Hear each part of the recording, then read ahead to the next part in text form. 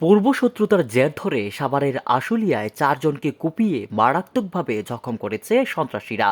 এ ঘটনায় পুলিশ একজনকে আটক করেছে।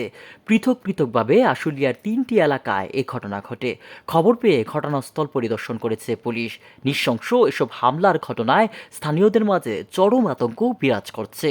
স্থানীয়রা জানায়, সকালে আশুলিয়ার জামগড়া উত্তরপাড়া এলাকায় রাস্তায় দাঁড়িয়ে কথা বলছিলেন নাসির আলী নামে এক ব্যক্তি। এ সময় পূর্বশত্রুতার জের ধরে কামরুল হাসান ও তার লোকজন রামদা দিয়ে প্রকাশ্যে নাসির আলীকে কিছু বুঝে ওঠার আগেই এলোপাতারিভাবে কোপাতে থাকে।